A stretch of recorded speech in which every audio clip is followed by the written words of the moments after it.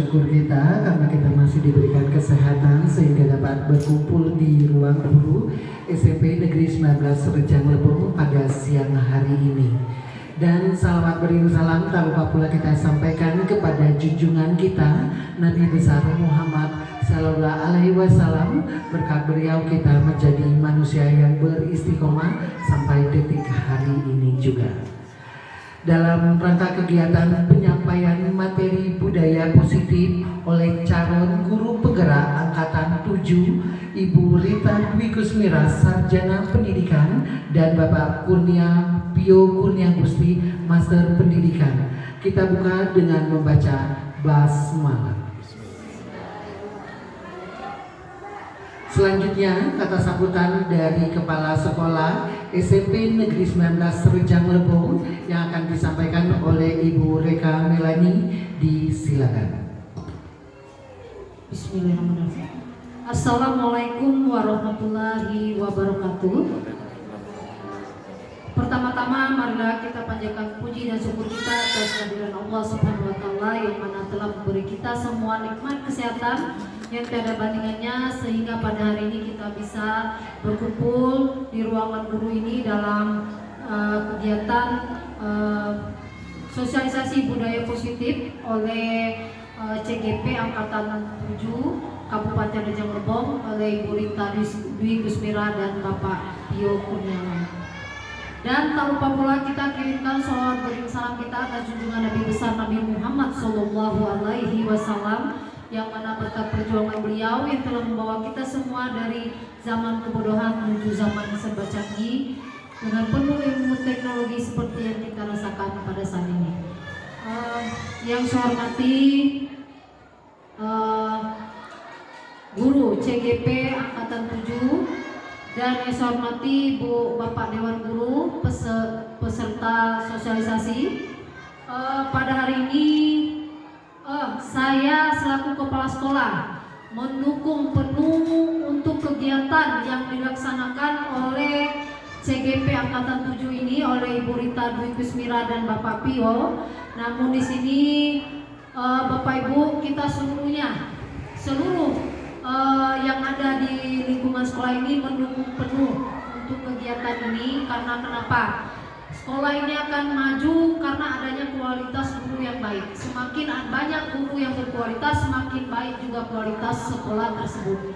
Artinya kita di sini semoga nantinya harapan saya tidak hanya Ibu Rita Dwi Kusmira dan Pak Pio saja yang mengikuti CGP ini, namun akan diikuti oleh beberapa rekan-rekan yang lainnya. Jangan kita berputus asa di sini Bapak Ibu ya. Walaupun mungkin ada usianya sudah memasuki usia berapa tahun lagi pensiun misalnya. Kita jangan berputus asa di sini Bapak Ibu ya. Artinya masih yang namanya kita menuntut ilmu adalah sampai ke liang kubur atau ke liang lahat. Artinya tidak ada menutup kemungkinan walaupun kita sudah mau masuk ke usia pensiun, tetap kita menggali ilmu dan mengikuti perkembangan teknologi, perkembangan zaman.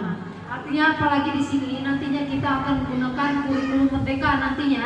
Artinya kita apalagi sudah ini terdapat 2 dari sekolah kita guru penggerak nanti akan mengajari kita di dalamnya untuk melaksanakan kegiatan kurikulum merdeka. Nah disinilah artinya kita pada hari ini sosialisasi budaya positif di sekolah kita ini di SMP Negeri 19 Rejang Lebong ini itu mungkin budaya selama ini yang kita terapkan mungkin masih belum tepat. Namun di sini berdasarkan filosofi pemikiran Ki Hajar Dewantara tentang budaya positif itu yang tepat di sekolah itu bagaimana nanti kita lihat aksi nyatanya oleh Ibu Rita Dwi Kusmira dan Bapak Pio Kurniawan. Nantinya akan kita lihat hasil sosialisasinya. Kemudian di sini nanti itu ada beberapa yang saya lihat di sini ada latar belakang, tujuan, tolak ukur, lini masa dan dukungan yang dibutuhkan. Artinya di sini mungkin budaya positif ini mungkin selama ini mungkin Kalau yang kita lihat pada guru penggerak ini mungkin mulai dari kedisiplinan, artinya disiplin budaya positif itu seperti apa nantinya. Budaya disiplin mulai dari siswa dan guru itu seperti apa nantinya ya. Kemudian mungkin selain itu kurangnya keterlibatan antara orang tua, guru dan siswa, artinya kurang kerjasama. Bagaimana nanti kita lihat aksi nyatanya dari kedua CGP ini nantinya. Di sini artinya saya selaku kepala sekolah mendukung penuh untuk CGP ini untuk sosialisasi tentang budaya positif pada hari ini, dan mungkin ada beberapa guru yang tidak bisa mengikuti, hanya beberapa bagian karena mungkin ada hal sesuatu. Di sini dengan mengucapkan Bismillahirrahmanirrahim, kegiatan sosialisasi budaya positif di SMP Negeri 19 Rejang Lebong oleh CGP Angkatan 7 Kabupaten Rejang Lebong dinyatakan mulai. Demikianlah saya akhiri, wabillahi taufiq wal hidayah. Wassalamualaikum warahmatullahi wabarakatuh. Terima kasih kepada Ibu Kepala Sekolah SMP Negeri 19 Rejang Lebong yang sudah memberikan kata sambutannya dan juga sudah membuka acara kegiatan penyampaian materi oleh calon guru penggerak pada siang hari ini, dan juga kepada dari pihak sekolah SMP Negeri 19 Rejang Lebong beserta seluruh Dewan Guru mendukung penuh kegiatan kita pada siang hari ini.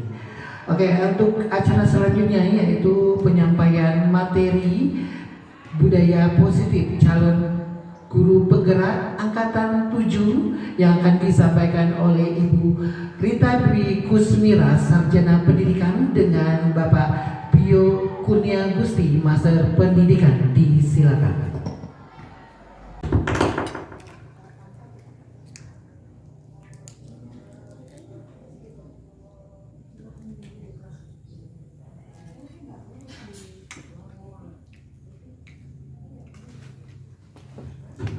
Bismillahirrahmanirrahim.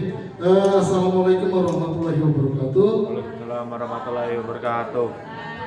Sebelumnya saya ucapkan terima kasih kepada Bapak Ibu Dewan Guru karena bersedia untuk mendengarkan atau berbagi informasi ya dalam kegiatan kami ini, yaitu aksi nyata modul 1.4 budaya positif.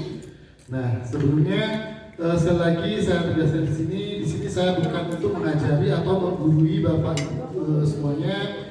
Di sini kita sama-sama belajar dari ilmu pengetahuan yang sudah mungkin karena konteksnya di sini kami sedang melakukan pendidikan, ilmu ini kami dulu yang mendapatkan, tetapi di sini akan kami transfer, kita pelajari secara bersama, dan mungkin kita lihat kondisi pada diri kita. Baiklah Bapak Ibu, sebelumnya di sini seperti halnya sama dengan Bu Rita tadi, perkenalkan terlebih dahulu, nama saya Pio Kurnia Gusti, calon guru penggerak angkatan 7 dari Kabupaten Rejang Lebong. Kurnia Gusti ya. Masih sama dengan Bu Rita, di sini kami memiliki atau dibimbing oleh fasilitator itu Bapak Purwanto MPD, dan guru praktik pengajar di sini Bapak Fik Nanang Binarto.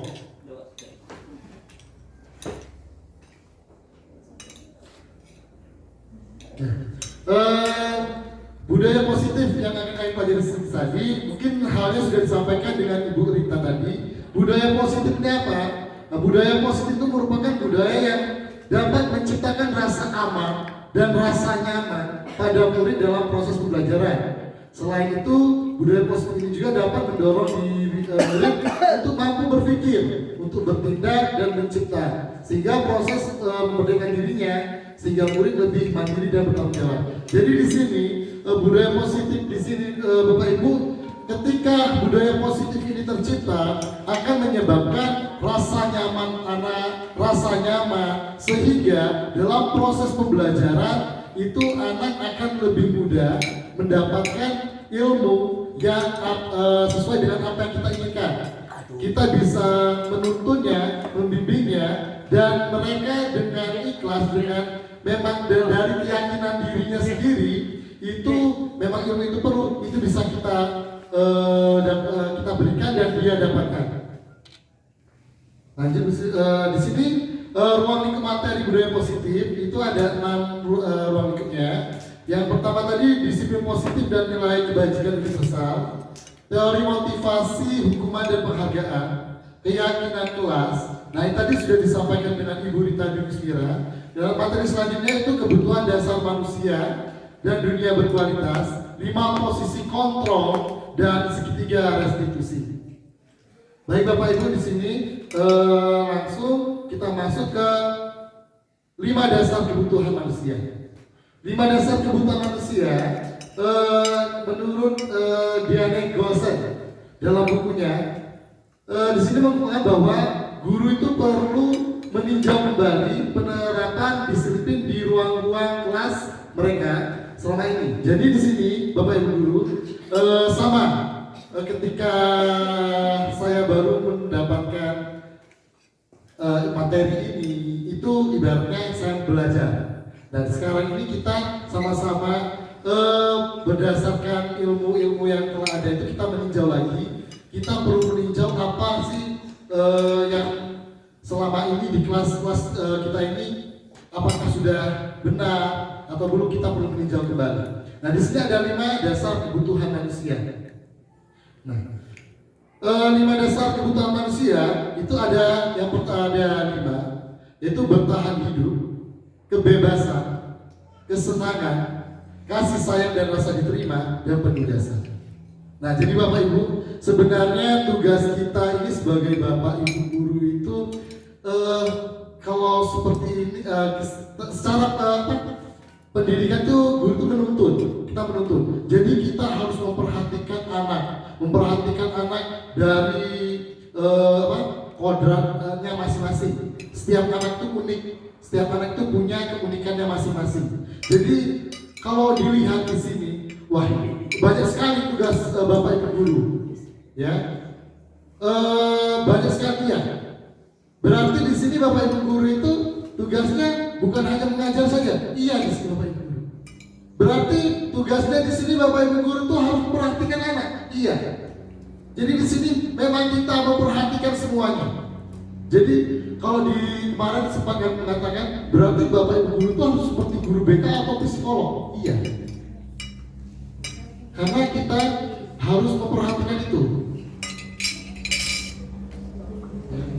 Jadi kita harus memperhatikan itu. Ya. Yang pertama bertahan hidup. Ya.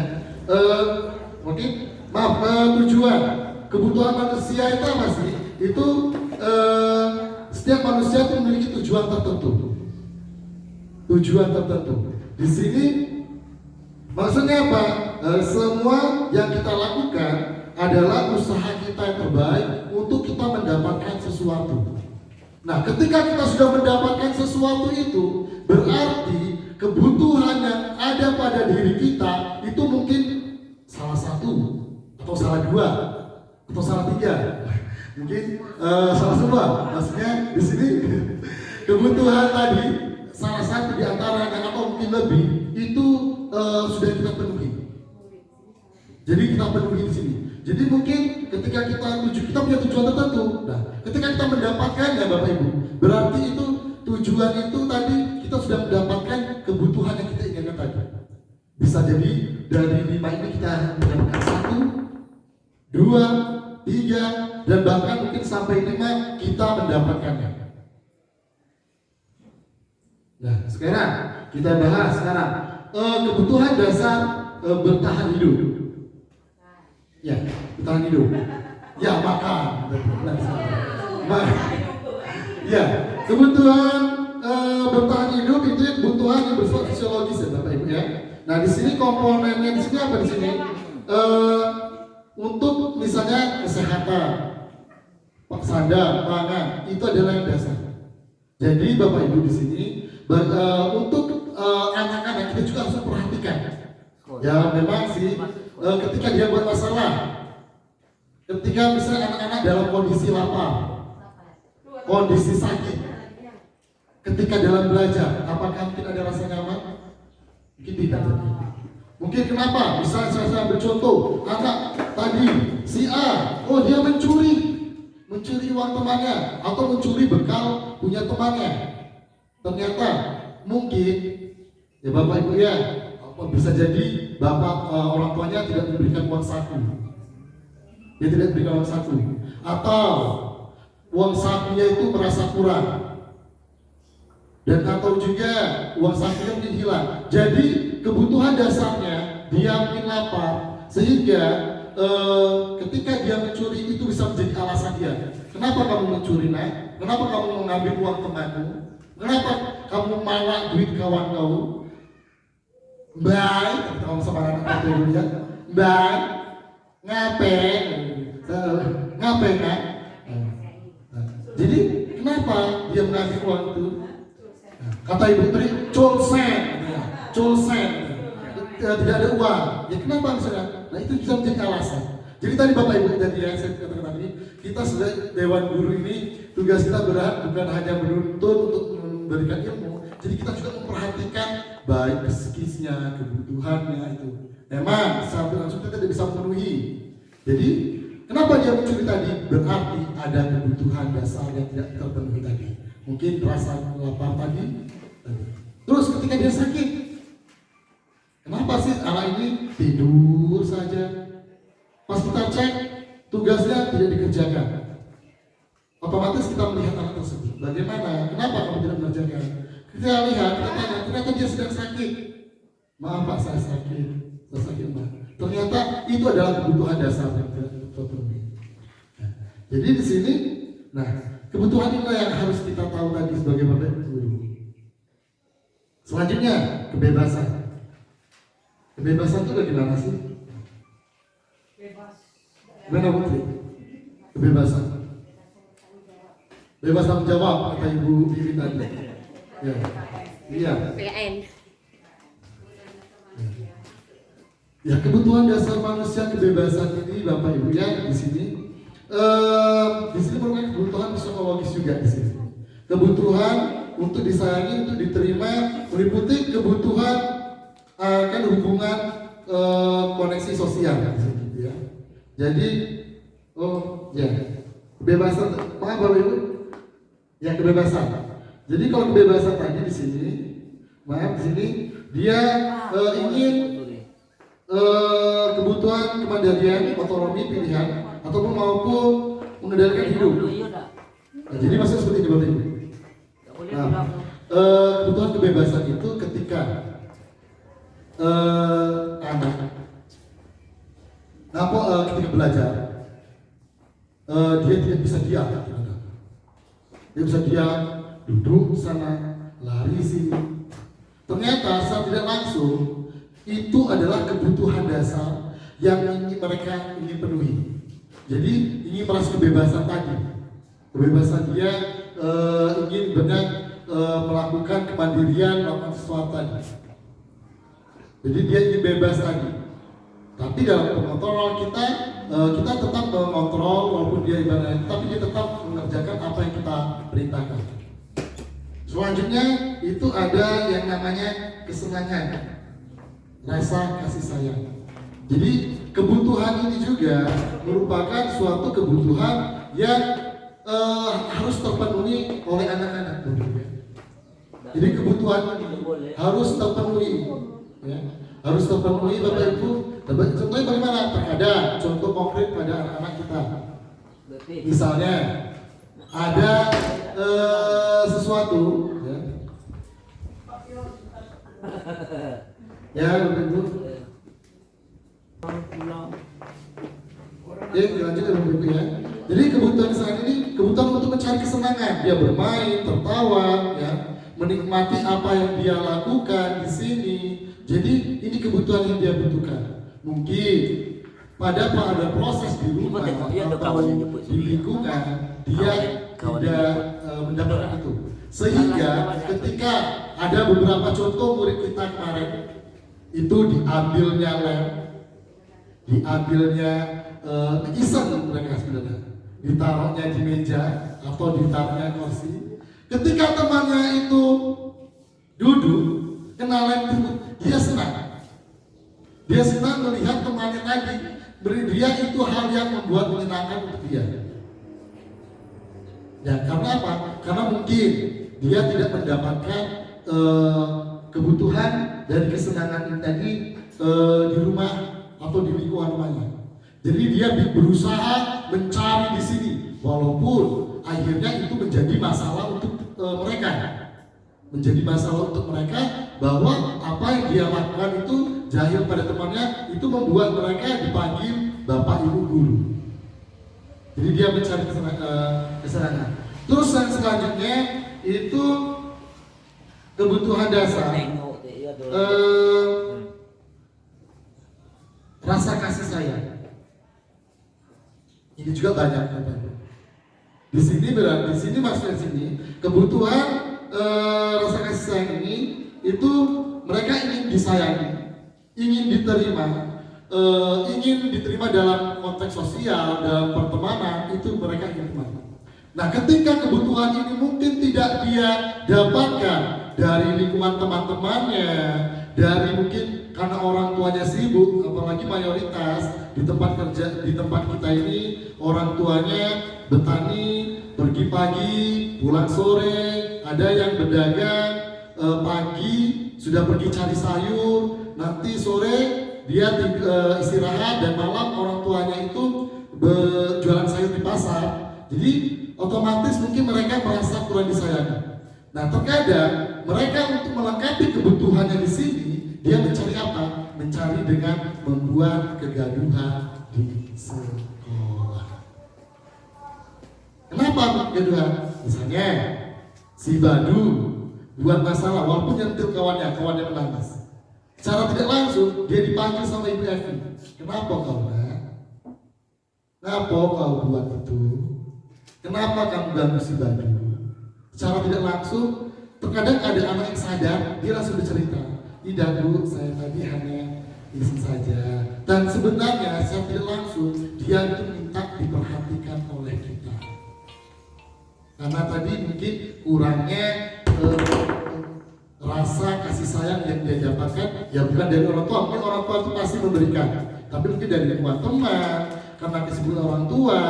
Jadi menurut dia kurang dan dia mencarinya di sini. Mencarinya di sekolah dengan mungkin membuat masalah. Nah, selanjutnya yang terakhir Ibu, Bapak Ibu di sini ya, itu ada kebutuhan yang kelima, itu penguasaan. Penguasaan itu maksudnya apa? Kebutuhan pengakuan atas kemampuan. Nah, jadi Bapak Ibu, di sini sebenarnya mereka ingin diakui. Tidak hanya mereka, terkadang memang tadi kita tidak terlihat, saya juga posisinya saya menyadari saya masih banyak kekurangan. Terkadang hal sekecil apapun mereka tuh minta di sini pengakuan atas kemampuan tadi, penguasaan tadi. Misalnya tadi, kayak misalnya mungkin hal yang kecil, buang sampah atau tiket. Terkadang kita tidak mengapresiasi, atau saya masih sering tidak mengapresiasikan. Terkadang kita masuk hanya sudah duduk. Terkadang siapa yang tiket? Si A, yang masih sudah bersih. Dengan seperti itu aja dia sudah senang. Berarti kebutuhannya itu pengakuannya itu bukan hanya sekedar dari si A kamu sudah dapat nilai 100, si B kamu dapat nilai, tidak hanya itu, tetapi dilihat dari itu saja hal yang terkecil dia sudah senang. Jadi yang tiket, ketika dia tidak mendapatkan pengakuan ini, itu tadi dia buat masalah lagi tadi. Mungkin sengaja tidak tiket. Kenapa harus tidak tiket? Akhirnya minggu ini dia tiket. Ya mungkin karena kawannya ada tiket segala macam, sudah. Akhirnya dia melakukan kesalahan dan dia mencari penguasa kata. Jadi Bapak Ibu di sini ya, ketika 5 dasar kebutuhan manusia itu sudah dipenuhi, maka tujuan yang akan didapatkan anak itu akan ketika belajar dia akan merasa nyaman.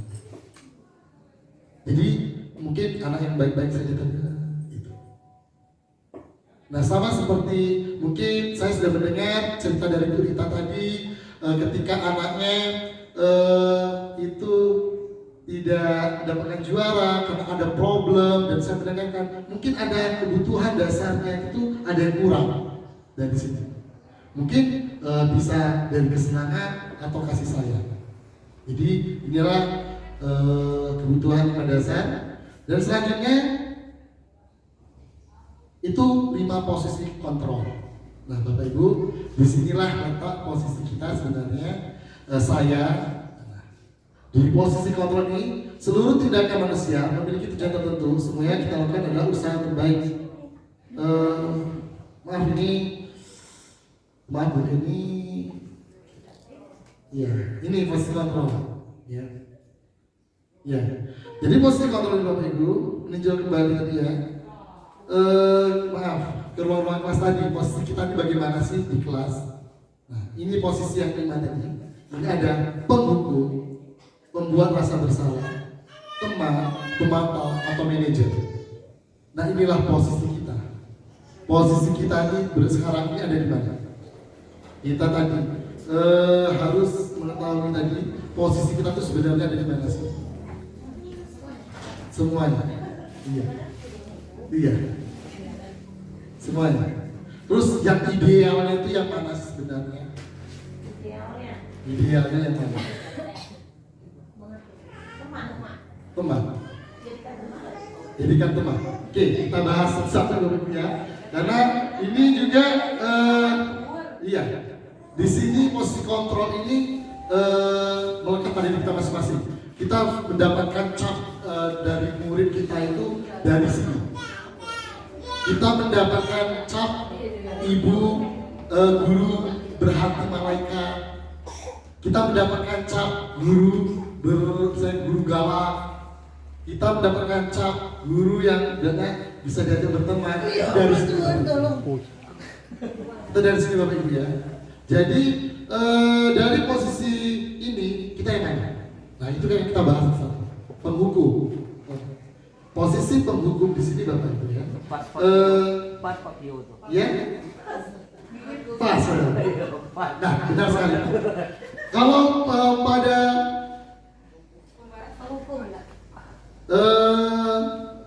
kalau misalnya posisi kita di sini, posisi saya di sini,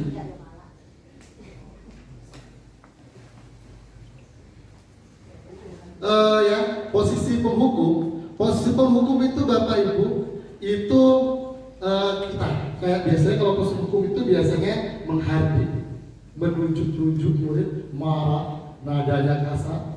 Ya itu siapa? Ya Pak Pio. Iya. Tapi keseringan Pak Pio, karena Pak Pio sedikit kalau anaknya salah langsung marah katanya. Ya. Jadi di sini penghukum itu Bapak Ibu, di sini posisi kita, ya kita memantau orang itu dengan cara menghardik tadi keseringan.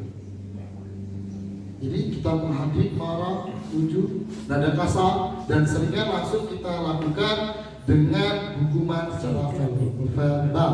Atau misalnya lari, pungut sampah, itu sering sekali dan termasuk saya. Saya sadar posisi saya tadi. Selanjutnya ada pembuat rasa bersalah. Iya. Iya. Pembuat rasa bersalah di sini Bapak Ibu ya. Di sini biasanya ya, kita melakukan atau menegur Bapak Ibu itu dengan cara radanya lembut, tetapi ngena di hati dia. Ya. Ya mohon maaf Bapak Ibu bentar karena kegagalan teknis bentar. Kita lanjut Bapak Ibu ya, tadi ada kesalahan teknis. Pembuat rasa bersalah. Jadi di sini ketika kita menegur, menyapa anak, di sini kita biasanya menggunakan bahasa yang lembut, tetapi ngena di hati dia. Mau merasa bersalah bagaimana di sini? Nah, jadi di sini kita buat rasa bersalah anak itu, misalnya tadi, ketika anak itu buat masalah, kenapa kamu buat masalah? Nak? Tidak kasihan kamu sama mama kamu, sama bapak kamu, kerja, di ladang, merumput. Itu biasanya kata-kata yang sering biasanya kita lontarkan kepada anak-anak. Atau biasanya kalau kita sebagai wali kelasnya, kita wali kelas anak, Laina tidak kasihan kalian sama ibu, sama bapak ini ditegur sama kepala sekolah karena kelas kita ini seperti ini. Jadi ini. Jadi ketika kita melakukan posisi ini, itu akan timbul rasa bersalah pada anak itu. Apa yang ditimbulkan di sini? Dia akan merasa rendah diri, merasa gagal, tidak berharga karena atas perbuatan itu. Dan selanjutnya itu posisi teman. Posisi teman di sini, ketika murid melakukan kesalahan dalam penyampaian kita menegur dia, menyapa dia, bertanya, yaitu ibaratnya mengalir saja seperti teman saja. Kita melakukan membuat alasan-alasan untuk muridnya tadi. Ya sudah, misalnya seringnya kita mencoba membuat anak tadi, menegur anak tadi terlambat. Hai Badu, kenapa kamu terlambat? Saya tadi kesiangan. Lah, bagaimana kamu kesiangan? Kita anggap seperti itu, teman. Katanya kamu kalau masalah bangun apa segala macam itu nomor 1. Masa seperti ini saja kamu telat? Jadi sebenarnya kita membawa itu seperti teman terhadap ketika dia melakukan kesalahan tadi. Jadi kita menegurnya kesalahan tadi. Tetapi di sini Bapak Ibu, ketika kita melakukan itu, efek identitas itu tadi membuat anak tadi itu tergantung diri pada guru tadi, pada rasa ketergantungan tadi. Dan yang terakhir itu ada posisi pemantau. Pada posisi pemantau di sini, itu biasanya ketika kita menyapa atau menegur murid ini ketika dia melakukan kesalahan, kita memantau itu dengan menampilkan data atau menampilkan atau mengukur dengan peraturan atau yang ada di sini. Misalnya ini, contohnya dia melakukan kesalahan, tidak buat PR. Kalau kamu tidak buat PR, kamu bisa tidak naik. Kenapa? Lihat ini, nilai kamu dari 4 kali tugas hanya ada 2. Sampai kamu tidak buat tugas, nilai kamu akan kecil. Jadi intinya di sini kita menyampaikan data-data yang ada, kita pantau. Atau misalnya kalau saya sering seperti ini, si Peri itu sering telat. Jadi saya sampaikan kepada Peri itu. Saya panggil 2 orang anak putri, tolong ya Nak ya, kalau si Peri ini telat masuk kelas jam siapapun, langsung kamu laporkan sama Pak Pio. Jadi posisinya saya memantau agar mereka tidak melakukan kesalahan tadi, meminimalisir kesalahan tadi. Terus yang selanjutnya itu manajer. Di sini posisi manajer di sini. Posisi guru bersama murid untuk mereka mempertanggungjawabkan apa yang telah dia buat.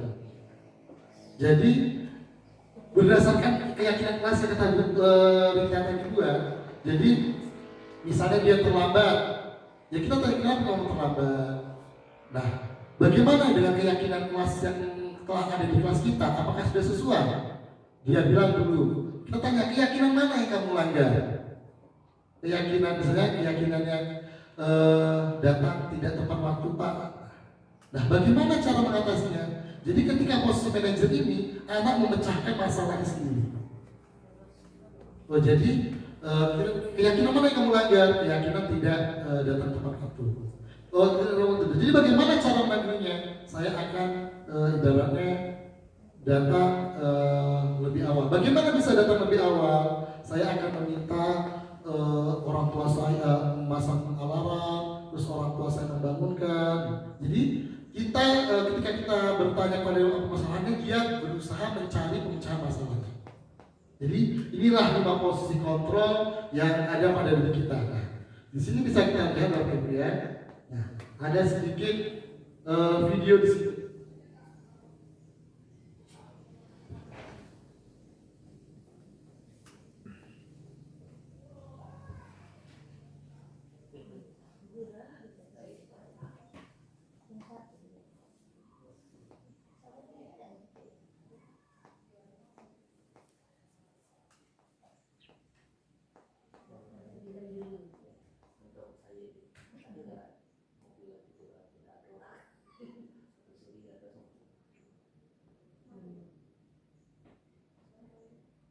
Bapak Ibu bisa kita lihat.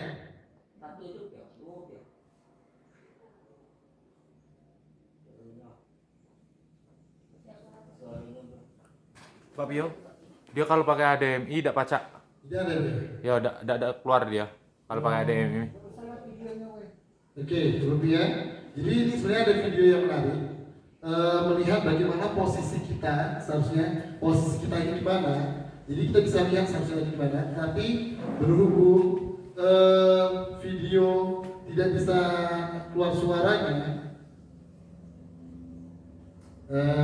jadi tidak bisa bisa tapi tidak bisa mendengarkan bagaimana cara gawat guru itu mengatasi.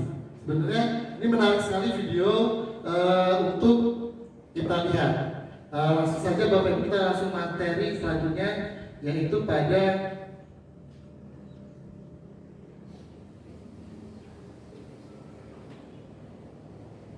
segitiga restitusi. Nah, Bapak Ibu ya, di sini tadi sudah dijelaskan sama Ibu Rita bahwa restitusi itu sendiri proses menciptakan kondisi bagi murid untuk memperbaiki kesalahan mereka sehingga mereka bisa kembali pada kelompok mereka dengan karakter yang kuat, lebih kuat. Jadi Bapak Ibu di sini ada 3 tahapan untuk segitiga restitusi. Nah, tahapan yang pertama di sini yaitu menstabilkan masalah. Nah, menstabilkan masalah. Nah, contohnya bagaimana? Terus yang kedua ada validasi tindakan yang salah. Terus yang ketiga di sini menanyakan keyakinan pada diri anak tersebut. Nah, apa yang di sini yang bisa kita lihat dari sini? Menstabilkan masalah. Yang pertama, menstabilkan masalah di sini Bapak Ibu ya. Kita ketika misalnya ada anak yang berkelahi atau bertengkar dengan temannya. Ketika apa Bu? Bolos. Oke. Misalnya bolos atau Bu Wiwi tadi. Kita mencoba menstabilkan masalah. Membuat mengatasinya dengan cara yang nyaman. Misalnya bagaimana tadi? Ketika kita panggil ke sini ke ruangan, kita tanya kabarnya, bagaimana nak kabarnya? Alhamdulillah baik. Terus kita tidak langsung, kalau saya biasanya tanya itu langsung, kenapa kamu ini? Kenapa kamu bolos? Ini tidak. Tapi kita panggilnya, Aura tahu kenapa Bapak panggil ke ruangan ini? Bisa dia tidak tahu, ya kita coba pancing dengan kita berikan stimulus sehingga dia sadar dengan kesalahannya. Nanti dia bisa menjawab, ya Pak, maaf, Bapak mungkin, ya Pak, saya bolos kemarin. Jadi kita menstabilkan masalah terlebih dahulu sehingga anak tidak ngaku. Kita ya dalam menstabilkan ini kita memberikan pertanyaan atau masukan tadi, saran tadi. Ya Aura, setiap orang itu ibaratnya pernah buat salah kok. Pernah buat salah, Bapak juga dulu sering buat salah. Itu hal yang manusiawi. Jadi kita ibaratnya kita kayak meredam dulu, kita stabilkan masalahnya, biar anak itu mungkin lebih terbuka lagi. Setelah dalam proses menstabilkan masalah ini selesai, kita naik tingkatan lagi, validasi tindakan yang salah. Apa di sini? Kamu tentu punya alasan. Kita tanya di sini. Kenapa sih, Aura, kamu bolos pelajaran Bu Wiwin? Nah, di sini kita validasi tindakan yang salah. Nah, dari berdasarkan apa? Ya berdasarkan kebutuhan dasarnya tadi. Ya kita tanya. Ternyata ketika jam Bu Wiwin itu, misalnya saya lupa buat PR. Kenapa kamu lupa PR? Mungkin di rumahnya, tahu ya Bu ya? Mungkin di rumahnya tidak ada yang memperhatikan atau tidak ada kasih sayang yang kurang. Jadi balik ke rumah orang tua sudah tidak ada.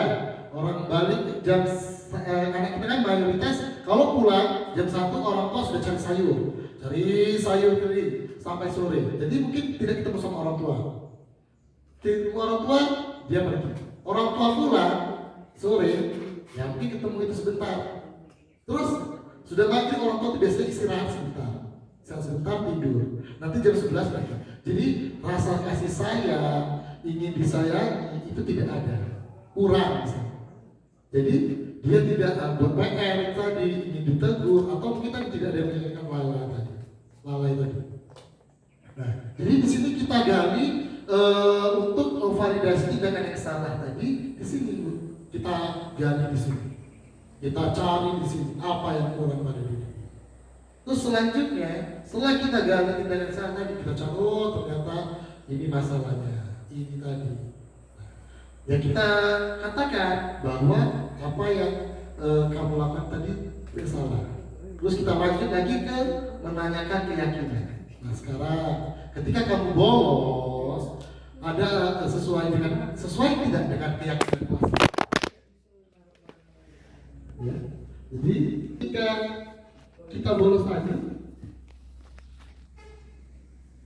keyakinan apa yang telah dilanggar? Keyakinan yang telah saya langgar yaitu saya tidak mengikuti pelajaran, saya tidak melakukan disiplin, saya tidak mengerjakan tugas. Jadi keyakinan dia tadi.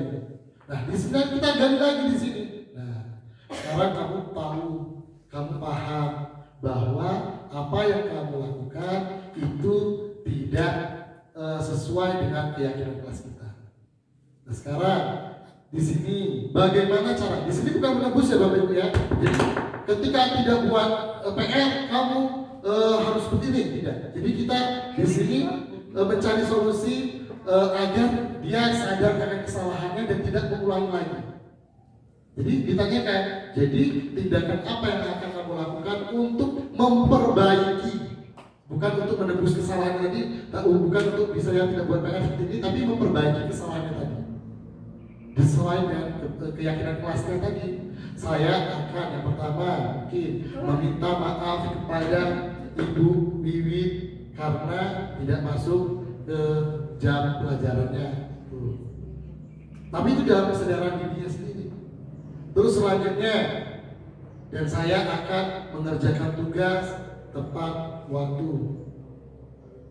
Jadi dari dalam dirinya sendiri itu muncul langkah-langkah untuk memperbaiki apa yang telah dia lakukan kesalahan tadi. Nah, jadi disinilah peran kita dalam menyelesaikan masalah tadi segitiga diskusi tadi. Nah, jadi kita tidak langsung menghukum anak kenapa dia tidak, kenapa kamu melakukan ini, tetapi kita gali dulu apa yang menjadi kendala sampai dia melakukan kesalahan. Jadi Bapak Ibu, kesimpulannya tadi sudah disampaikan sama Ibu kita tadi bahwa budaya positif ini merupakan salah satu faktor utama untuk agar tujuan pendidikan ini bisa tercapai dengan sesuai dengan pemikiran Ki Hajar Dewantara. Jadi Bapak Ibu, ketika saya ulas lagi di sini,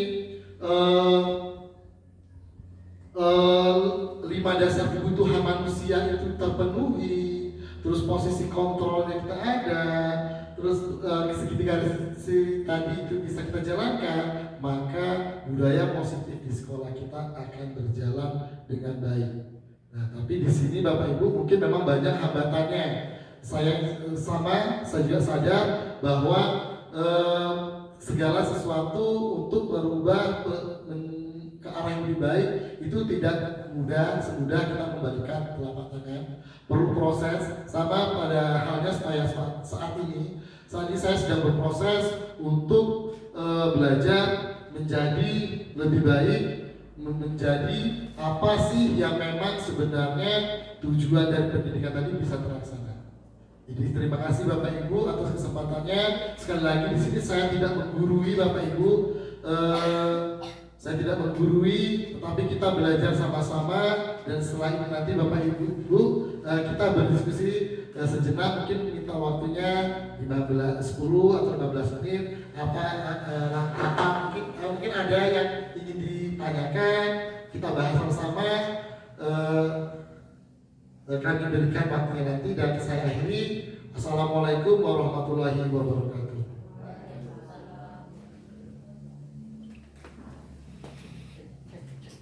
Waktu sampai 10 menitan ini cukup kayaknya. Ya Bapak Ibu ya, kita diskusikan sama-sama Bapak Ibu. Ada yang ingin ditanyakan mungkin Bapak Ibu? Ya Ibu Tri Herawati.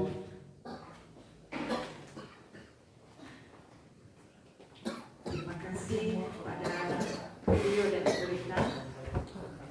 Setelah saya mendengarkan penjelasan tadi, memang ini tujuannya bagus bagi kita semua sebagai guru ya. Mudah-mudahan kita juga semua bisa melaksanakan. Nah, salah satunya ini yang akan saya mau tanyakan. Seandainya kita sudah menemukan tadi dengan segitiga tadi ya. Terus ternyata di antara siswa tersebut tadi misalnya ada 5 kebutuhan dasar, ada salah satu yang tidak terpenuhi. Terus solusi kita dan tadi pagi contohnya salah satu saya tadi pagi saya menanyakan salah satu siswa. Meskipun itu bukan siswa saya tanya kenapa kamu kemarin nggak masuk kelas, tidak sekolah, kesiangan Bu. Memang jam berapa kamu bangun? Saya bangun Bu, sebelum saya tanya jam berapa saya bangun, saya tanya, emangnya orang tua kamu tidak membangunkan gitu, ibu kamu bangunkan Bu katanya. Nah, terus kalau sudah bangun, ya saya setelah dibangunkan ibu saya mandi, kemudian tidur lagi, itu jawabannya. Hingga saya telat, terus saya tanya lagi, kenapa kok kamu udah mandi kok tidur lagi? Ngantuknya Bu. Nah, akhirnya ya saya tidak bisa lagi, kan kita tahu berarti ada sesuatu di 5 kebutuhan dasar tadi ya di anak tersebut. Nah, yang mau saya tanyakan bagaimana kita sebagai guru solusinya itu seperti itu. Itu yang pertama. Yang kedua, kalau kesimpulan saya tadi saya menyimpulkan sendiri, itu tindakan kita harus membuat kesepakatan kelas dulu. Yang pertama kan itu kan, dalam menemukan masalah untuk menimbulkan rasa motivasi dari dalam diri itu, kita kembalikan lagi ke kesepakatan tadi kan, dia kan seperti itu kan kita. Kalau kesimpulan saya seperti itu kan. Nah, cuma bagaimana jika terjadi kembali anak itu sudah menemukan ya kesalahannya tadi ya, kan kita hanya bimbing aja ya. Kan akhirnya anak tadi udah menyadari, oh memang kita hanya menggali aja kan Pak Pio ya tadi kalau misalnya seperti itu kan, tanpa kita mengejudge-nya gitu kan. Kita menggali sehingga kita tahu kesalahannya dia. Nah, seandainya hal itu dia sudah sadar, oh hari itu dia sadar saya kesalahan ini begitu ya, melanggar kesepakatan kelasnya yang ini gitu kan, seperti itu kan Bu. Ternyata misalnya kalau diulang lagi bagaimana solusi kita sebagai guru atau wali kelas itu. Kemudian bagaimana kita jadi menumbuhkan nilai atau motivasi intrinsik ya, sehingga menumbuhkan disiplin dari diri sendiri gitu. Sebagai contoh misalnya kebersihan kelas tadi kan, Kalau kita lihat pasal kita nyuruh nak itu nak sampah, nah, kita laju sama pula kan. Kita seolah-olah bukan teori kontrol itu namanya kan. Jadi kalau nggak salah jadi diskusi kan. Karena kita menyuruh. Nah, jadi bagaimana caranya itu tadi? Berarti kita meskipun kita bukan wali kelas itu, kita harus mengingatkan kembali ke apa namanya, kesepakatan kelas tadi. Berarti boleh apa seperti itu misalnya. Nah kemudian lagi sama ya udah itu aja dulu, ada banyak sebenarnya pesertanya. Terima kasih.